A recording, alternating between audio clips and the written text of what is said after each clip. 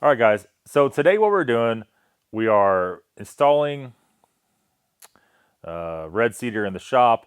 We're doing all the walls in red cedar. And this comes kind of on the rising of the price of OSB, plywood, pretty much any kind of sheeting. And the original plan in here was to do the whole thing in green board and zip system, and then go back over some of the walls as we wanted and do some kind of wood finish or something of that arrangement. Then as the price from green board went up from $14 a board to over 70, that kind of changed a lot of stuff.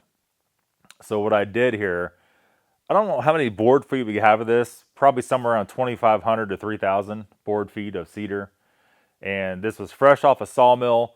So a lot of you guys like, how can you afford to do that? I put the picture up on a post of the trailer full of a big giant stack of cedar boards. And a lot of you guys are angry at me when I posted that, but I didn't buy this from Lowe's. I didn't buy this from any of the big box stores. This came right from a sawmill. So the price of this is about half of what pine is right now. A little bit less than half, actually. So we did the whole inside the shop, or we're doing the whole inside the shop. It'll be about, I would say about $1,700 to do that. And right now, that would have bought us 20 sheets of green board, right? So that wouldn't have worked out very good. We're going to show you now what to do, how we're putting this stuff up, all the tools we're using. There's a lot of tools in this operation, and also what we're rolling on it as a finished product. So it's kind of laid out in the little cart here. A lot of the stuff we're using to do this with, you don't have to have this. You could do this. You could do this with a hammer and nail if you wanted to. But why torture yourself doing that? So we're on the Makita platform here. You know, we don't do Milwaukee or any of that stuff. Everything here is Makita. We have a very large amount of Makita tools. You could have Philip show you over there on the board. We have a lot, right? We have a lot of stuff. And that makes his job very easy, so we could cruise right along. So the first thing we use is our big finish nailer. And this shoots up to 2.5-inch nails, right? And it's pretty quiet. It's not that heavy. You have a bunch of different functions on it.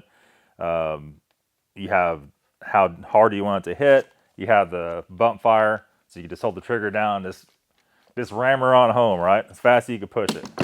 And that shoots essentially these. And they have a small square head on them. Like I said, they're about 2.5 inches. And as you put these in, you can't really see the heads on them. And then our next one up is going to be our little nailer. This is a pin nailer, so it's smaller than a brad nailer. And it uses pin nails, which look like that. We'll show you here better in a second. It weighs about 1 pound. This is on the 12-volt platform. And it's not loud at all. It's very quiet. Very light and quiet. That's for small trim. So when we go around a window or do anything like that, we could use the pin nailer. It works good on this hardwood with no problem at all. And this is the pin nails right here. As you can see, they're quite a bit smaller. And it's essentially like a sewing needle, about that size. I have a brad nailer that's an air gun, but running the air compressor in here, chasing air hose, that is not. We're past that in society, right? This stuff, I think really never a jam on either one of these guns the whole time we done it. Each one will shoot about 5,000 nails, so you got to recharge a battery, so it'll last days. The next one up, we use this a lot. This is our multi-tool for cutting, like around outlets, around window switches. Any kind of cut you have to make, you need a plunge cut. This is what you need to do that. And then around some of the workbench stuff, we did some routing. I bought this little Makita router. It comes with a whole variation of blades, all that kind of stuff. And it's real nice and quick and easy, but it is dirty. It'll cover you in dirt, dust from the wood in a matter of seconds. And then our big double battery skill saw. This is a big Makita framing saw. We use this sometimes if you need to rip something or do something that you can't quite do on the table saw. We have an older Craftsman table saw over here we use. We have this Craftsman miter saw. These aren't the most ideal tools. I mean, they do make better stuff, but Are you going to spend thousands of dollars for a tool you're going to use a couple times in your life? No, not really. And they do good enough for what we do. And on the miter saw here, I'm going to move this light out of the way a little bit. We're using the Makita, was the 100 tooth blade? I think it was a 100 tooth. And ultra fine. So as you cut stuff, it cuts everything off very nice, as you can see. It doesn't splinter anything. As it makes a cut, it looks like somebody's almost used a planer on the edge of it, right? Obviously, you got to have a hammer, a flat bar, if you got to take anything back off. A lot of these boards, you got to tap them on, or tap them in if they're not quite sitting flat. And then always, some of these gloves, you can buy these Harbor Freight, you can buy these anywhere, any big box store. You can't handle this Cedar barehanded. There's two reasons why you can. Let me back that up. You can. You'll be sorry. One, it's sappy. You're going to sap all over you. It won't come off. Two, this stuff will give you splinters like nobody's business. That's for sure. And then the very end result here, we're using a water-based polyurethane. And on redwoods, it's hard to keep the wood red. And we'll have Philip show you around here. We have many different stages. I'll get back out of your way. So we've done everything above the workbench over here. We have one piece of green board hanging out. Another piece of pegboard is going to go there. And we've done all the way down. And you can see it's no longer bright red on the wall anymore. If you can even see on the camera, it's hard to tell. It's turned more of a brown. We'll get you in close. And even though we use a water-based polyurethane, it's just a combination of light and air. And you can see he's going over there now to where we've done that last week, and it's even more brown yet, almost like a chocolate color. And as you can see, let me hold the piece up to the wall here that's not been treated, and you can see where it was and where it is now, the comparison. That lens will focus, and we go over here to stuff was done last week, and you can see how it's gone from red and then over time to a burgundy to a chocolate brown, right? So these are rough sawn. This is rough sawn cedar. So everything's not going to be perfect, but we made as perfect as we could for what we're dealing with. We've done up above the mezzanine. You see your junk over mezzanine. It's too dark up there to take the camera up there at this point.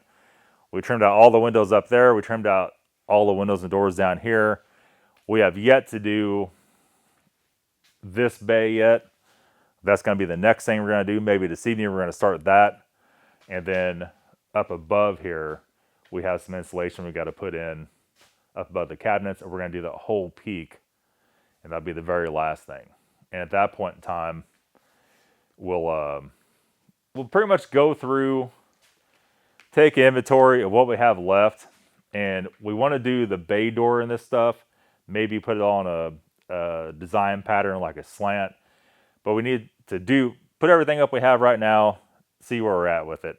And you can see, as I was telling you about before, like everything isn't perfect as a rough sawn lumber would not be. This was coated last night with polyurethane. This is still more of a reddish burgundy color, but it'll change. It'll all start going back the other way. So the biggest thing is when you're putting the stuff up, every couple boards you have to check the level to make sure everything's staying level. Now, on this, it's not so bad because it's not tongue and groove, so you can't see a definite line in it. Like here behind me, you just can't tell. Your eyes don't focus on it. If you're doing tongue and groove, you have to check the level of pretty much every single board. And if it's getting off, you have to correct it as you go. And this, we did correct it here and there. You can see, probably not on that lens, but you can see a little bit where we shuffled as we went down and leveled it all out. Overall, it's been a joy to work with. This was not kiln dried. This was right off the sawmill. I got it the same day he sawed it. If you are going to get this and let it sit around, you cannot. We have some stacked over here that's not stick stacked, so there's nothing separating it. You can't do that if you're going to let it sit for a long time. You won't be able to use it. And every piece that we lay out here on the floor that's all by itself gets all warped up right away. And the trick to this stuff is to get it up, get it nailed on the wall as soon as you can so it can't move around and can't do that. We're only coating the face side of this, the side that you see, the side, since it's inside, the side behind it is not coated, right? It's only once everything's up, we roll the whole entire wall. If you were putting this outside, you would have to roll both sides of it before you put it up, and then nail it all up, and then roll a final coat on it. And you cannot use this. Anything outside has to use an oil-based stain. And then you're back to using, more than likely, that Olympic mountain oil, things like that. All that stuff's 50, 60 bucks for a gallon of it. We'll probably use 4 to 5 gallons when this time we're all said and done with it. So figure that in your cost too. But right now, this is the way to go. Pine, the same price, just white pine, 1-bys. If you'd buy all that at the store, it'd be easily double, if not more, of the price we pay for this.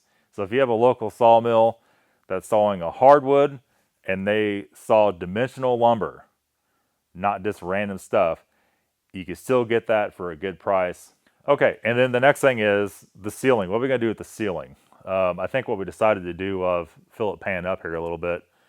Right now it's all in insulation. So this is a ridge beam.